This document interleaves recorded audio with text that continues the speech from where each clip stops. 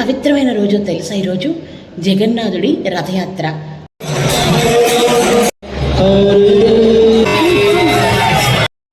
జై జగన్నాథ్. ఎలా ఉన్నారు అందరూ? బాగున్నారు కదా? సో ఈరోజు రథయాత్ర జూలై 16, 2026 జగన్నాథుడి రథయాత్ర. ఎంతోమంది భక్తులు మనస వాచ కర్మణ ఎదురు చూస్తున్న రోజు రానే వచ్చేసింది. 2026 జూలై 16వ తారీఖు. ఎంత పవిత్రమైన రోజో తెలుసా ఈరోజు? జగన్నాథుడి రథయాత్ర. అంటే జగన్నాథుడు, సుభద్రమ్మ, బలరాముడు వాళ్ళ ప్లేసుల్లో నుంచి, అంటే గర్భగుడిలో నుంచి బయటకు వస్తారు. ఇంకా ఎక్కడైనా చూసారా? ఎన్నో యాత్రలు, అంటే ఎన్నో రథయాత్రలు మీరు చూసే ఉంటారు, కానీ ఉత్సవ విగ్రహాలకు మాత్రమే ఆ రథయాత్ర జరుగుతాయి. కానీ ఆయన కూర్చున్న ప్లేస్ నుంచి, ఆయన గర్భగుడి నుంచి మన కోసం, ఆయన భక్తుల కోసం బయటకు వస్తాడు ఆ భగవంతుడు. ఇక్కడ ఆ జగన్నాథుడు నేనే మీకోసం వస్తున్నాను అంటూ వచ్చే యాత్రే జగన్నాథుడి రథయాత్ర.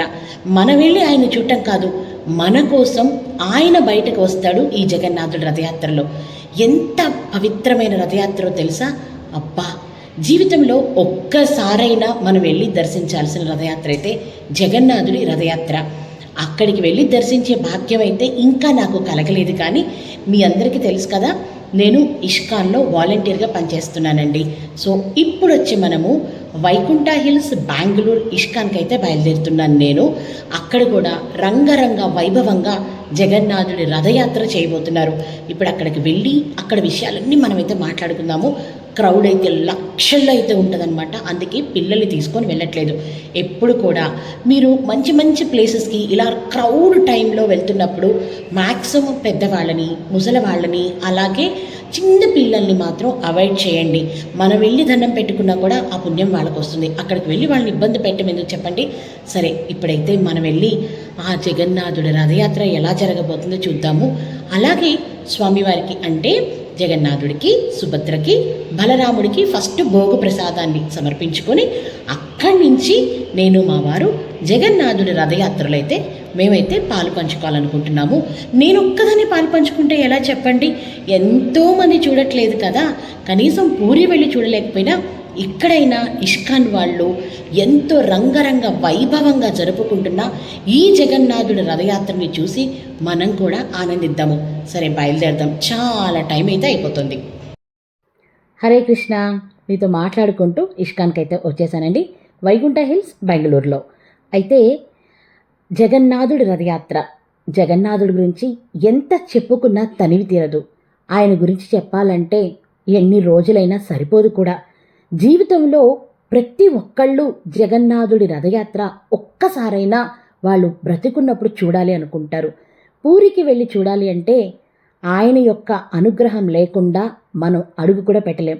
కానీ నా అదృష్టవశాత్తు ఏంటంటే నేను ఇష్కాన్లో వాలంటీర్గా ఏదో ఒక చిన్న సేవ చేసుకుంటున్నాను కాబట్టి కనీసం ఇక్కడైనా ఆయన రథయాత్ర చూసే భాగ్యాన్ని నా కుటుంబం, అంటే నేను, నా భర్త ఈరోజు అనుభవించబోతున్నాం అన్నమాట.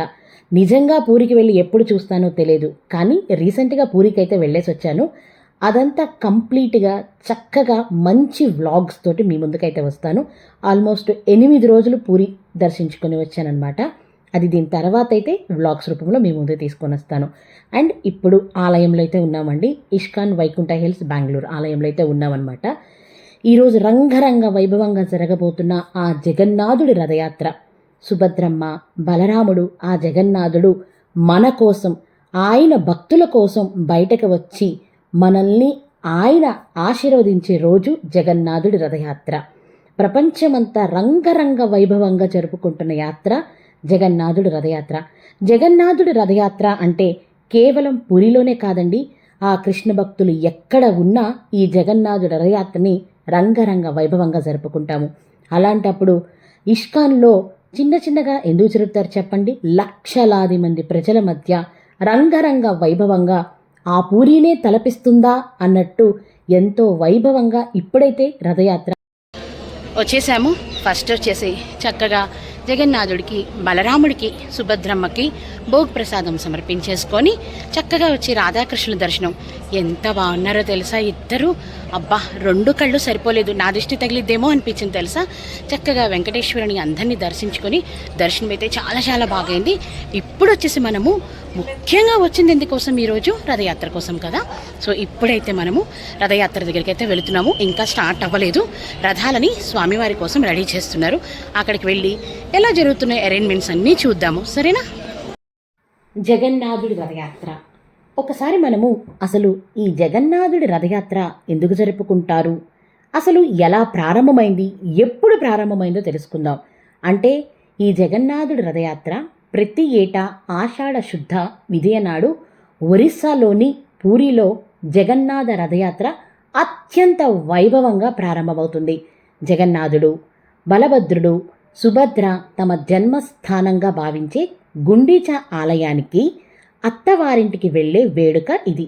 పురాణాల ప్రకారం శ్రీకృష్ణుడు తన సోదరితో కలిసి రథంపై చేసిన ప్రయాణాన్ని ఇది సూచిస్తుంది. అలాగే అసలు ఇది ఎప్పుడు మొదలైందో కూడా ఇప్పుడు మనం తెలుసుకుందాము. అసలు ఈ రథయాత్ర ఎప్పుడు మొదలైంది, మొదటిసారిగా ఈ రథయాత్ర ఎప్పుడు జరిగిందో తెలుసుకుందాం. సుమారు 12వ శతాబ్దం నుంచి ఈ యాత్ర ఆనవాయితీగా వస్తుంది. ఈ రథయాత్రలో జగన్నాథుడి రథాన్ని నందిఘోష అని, బలభద్రుని రథాన్ని తాళధ్వజ అని, సుభద్ర రథాన్ని దేవదళ అని పిలుస్తారు. 9 రోజుల పాటు జరిగే ఈ ఉత్సవాలను తిలకించడానికి ప్రపంచం నలుమూలల నుండి కోట్లాది మంది భక్తులు పూరికి చేరుకుంటారు. ఇక తిరుగు ప్రయాణం 9 రోజుల పాటు గుండీచా ఆలయంలో పూజలు అందుకున్న తర్వాత ఆషాఢ శుక్ల దశమి నాడు స్వామివారు తిరిగి ప్రధాన ఆలయానికి చేరుకుంటారు. ఈ తిరుగు యాత్రను బహుదయాత్ర అని అంటారు. అసలు ఈ యాత్ర సుభద్రమ్మ బలరాముణ్ణి అలాగే జగన్నాథుణ్ణి వాళ్ళ అత్త ఇంటికైనా గుండీచాకి తీసుకువెళ్ళమని అడుగుతుందంట. అప్పుడు వాళ్ళ ముగ్గురు రథం పైన మొదటిసారిగా బయలుదేరారట వాళ్ళ అత్తగారింటికి. అప్పటి నుంచి ఈ యొక్క పూరి జగన్నాథుడి రథయాత్ర అయితే ప్రారంభం అయిందని చెప్తారనమాట. సరే, ఇప్పుడు రథాలని ఎలా తయారు చేస్తారు, అసలు దానికి సంబంధించిన విషయాలు ఏమిటో కనుక్కుందాము. రథ నిర్మాణం. రథయాత్రకు 60 రోజుల ముందు వైశాఖ బహుళ విదయ నాడు పనులు ప్రారంభం చేస్తారు. పూరి మహారాజు పూజారులు పిలిపించి కలప సేకరించాల్సిందిగా ఆదేశిస్తారట. సామంతరాజు దశపల్ల అప్పటికే అందుకు అవసరమైన వృక్షాన్ని గుర్తించి ఉంటాడట. వారికి వేద పండితులు శాంతి నిర్వహించాక జాగ్రత్తగా నరికి 1072 కాండాలను పూరికి తరలిస్తారు. రథాల నిర్మాణానికి 13,000 గణటపు అడుగుల కలప అవసరమవుతోందట. ప్రధాన పూజారి నేతృత్వంలోని శిల్పుల బృందం అక్షయ తృతీయ నాడు రథాల తయారీకి శ్రీకారం చుడతారు. ముందు వృక్ష కాండాల్ని 2188 ముక్కలుగా చేస్తారట. వాటిలో 832 ముక్కల్ని జగన్నాథుడి రథం కోసము, అలాగే 763 ముక్కల్ని బలభద్రుడి రథం కోసము, 593 ముక్కల్ని సుభద్రాదేవి రథం కోసం వినియోగిస్తారు. తయారీలో ఎక్కడ కూడా యంత్రాల్ని వాడరు. జగన్నాథుడి రథము నందిఘోష ఎత్తు సుమారు 46 అడుగులుంటుంది. అలాగే 16 చక్రాలు కూడా ఉంటాయి. ఒక్కొక్క చక్రం ఎత్తు 6 అడుగులు. సారథి పేరు దారుక. బలభద్రుడి రథం తాళధ్వజం, సుభద్రాదేవి రథం దేవదళన్. నిర్మాణం పూర్తయ్యాక రథాల్ని యాత్రకు ఒక్కరోజు ముందుగా ఆలయ తూర్పు భాగంలోని సింహద్వారం దగ్గర నిలబెడతారట. లాగేందుకు అనువుగా ఒక్కో రథానికి 250 అడుగుల పొడవు, 8 అంగుళాల మందం ఉన్న తాళ్లను కట్టి రథాన్ని రెడీ చేస్తారు. ఇక వాటి యొక్క చరిత్ర, అంటే రథం యొక్క చరిత్ర కూడా మనము తెలుసుకుందాం ఇప్పుడు. ఘోషయాత్ర. రథానికి ఉన్న తాళ్లను లాగటంతో ప్రపంచ ప్రఖ్యాత రథయాత్ర మొదలవుతుంది. ఆ సమయంలో స్వామిని పతిత పావనుడు అంటారు.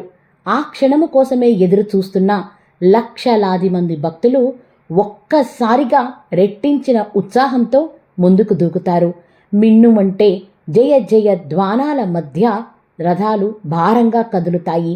సుమారు 3 కిలోమీటర్ల దూరములో ఉన్న గుండీచా ఆలయానికి చేరుకోవడానికి 12 గంటల సమయం పడుతుంది.